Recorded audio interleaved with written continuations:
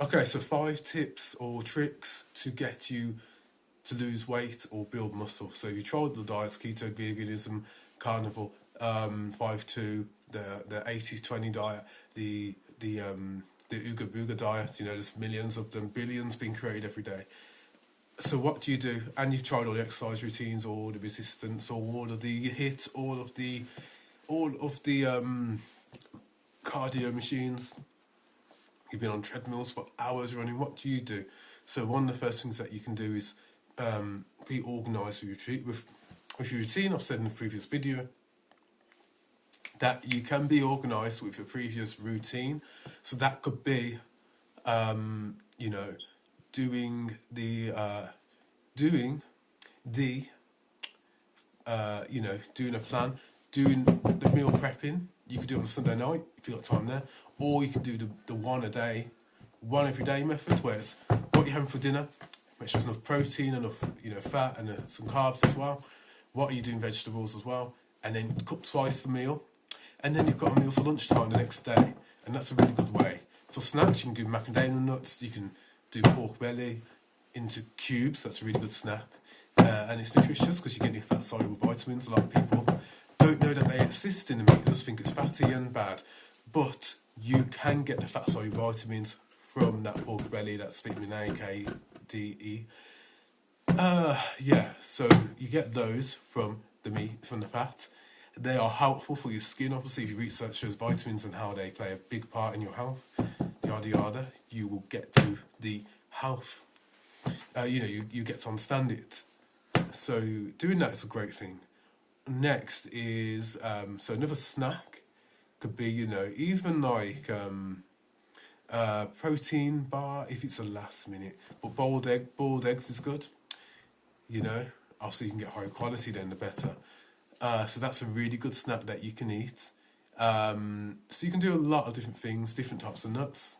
If you don't react to them, maybe some cheeses, maybe some, and then just, if you need to get something that's, Greek yogurt's a good one. If you need to get something that's packaged because you're in a rush, you've rushed that day, pork grinds, or you can just get the odd protein bar now and again. You just don't want to rely too much on your ultra processed foods, and you do research on that, you understand why. But having it now and again is fine. It's just all the time, constant, every day. So you got that going as well. So you want to avoid those. But if you need to get it, just get some packaged, snacks. And if you really need it, then I recommend that. I will do more of a deep dive on snacks actually, because I haven't really done that in depth enough, I don't think. So So you feel like you're frustrated. You tried again. It's never come. If you get into a routine, maybe have a variable time when you get in. So if you get in at 5 some days, or if you get in at 6 some days, then you can have like an hour stop there. So 5 to 6, 6 to 7. That's that. Depending on the day. You can and then cook twice as much, and then you got the meal for the next day, or you can do the Sunday night version where you cook for the week and freeze some of it, or you can do Sunday and Wednesday nights. So you cook for Monday, Tuesday, Wednesday, and then on Wednesday night you cook for Thursday, Friday, Saturday, and Sunday. So you could always do that version as well, where you don't need to freeze it because it's 3 to 4 days. So whatever works for you. Obviously, make sure you have your cruciferous vegetables. They're really good at. They have a compound called dim in it, and it's good for getting rid of excess estrogen in the body, and other benefits, antioxidants. You're getting the fibre to feed the microbiome, so you get a lot of benefits from the cruciferous vegetables for most people. And then rotate your meats. So rotating different meats will allow the bacteria to diversify in the gut, so in your intestines.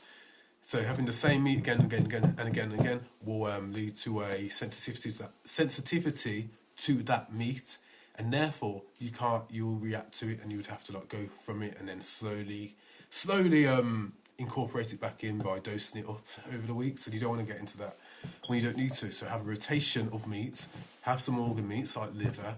As they say, it's nature's multivitamin. That will be good for you. Another thing is, if you're always out and about, you're doing shifts, then it can be quite difficult. But I recommend just having a day where you just batch cook and freeze. Get the plastic containers. If it's easier for you to freeze it, do the best you can. Get those plastic containers and do the vegetables, do the meat, protein option, and then do the carbohydrates. It could be, white rice. I prefer. People have sweet potato, parsnips, normal potatoes, squashes, pasta. Some of them are good. Some of them better than others. So it depends. Yeah. So just meal prepping that one day, and then when it comes to the gym, I've said in the previous video, do that plan on Excel. You don't have to pay hundreds of pounds or thousands of pounds that some people charge to have a good plan. Do a plan for yourself. That'll be more suited for you. Yeah, and just learn it, and then it becomes part of the habit, like I said before. Yeah. So, and then if if you need time to go to the gym, you got no time in the morning or the evening, maybe you go in your lunch break, even if it's just a quick half an hour, at least you're still doing the gym. And also you can do compound exercises and time under tension, so you don't have to do as much volume, so as much, you don't have to do too long in the gym, and you don't need to do that many sets on each exercise, so you don't need to do too many sets on the exercise. So that's quite a good method as well. So yeah, so they're my tips for you to get, when you're busy. And if you don't have the energy, that's another one. If you don't have the energy, having some sort of stimulant is not optimal, but it can help you if you work out, like a pre-workout, maybe a coffee. It's not optimal because you might be pushing your body too much with that. But if you want to get the workout in, that can be a good option. And also trying to follow the circadian rhythm, that is important as well, so that you get to bed on time, and then that can regulate your energy, as it helps to regulate your hormones better, your sleep hormones, your wake up hormones, a lot better when you stick to a time slot when you wake up. And maybe exercise in the morning, because that tends to make people more energized, so getting it out of the way, and then when you come home from work, you can do your meal prep, or come straight home instead of going to a really busy gym. So the morning times are great to do your workout in. That's what I would say. And also having time to maybe meditate. Meditation, it's not getting rid of the root cause, but it's dealing with it in the moment. So you're dealing with it in the moment, and then you feel more relaxed. But if you want to get to the root cause, then that's another video, and you just write down your thoughts, and you have to tackle them with different techniques, because that's shooting right at the target. It's shooting right at the target too. But meditation, that would be good in the moment, just to breathe and calm down. But if you want to get to the source, you write the thoughts down. Yeah, so that is it for this video. I hope this helps. I hope it's not too messy. Comment, like, and subscribe, and share. What are your thoughts? How do you deal as a busy person working 14 hours a day? How do you deal with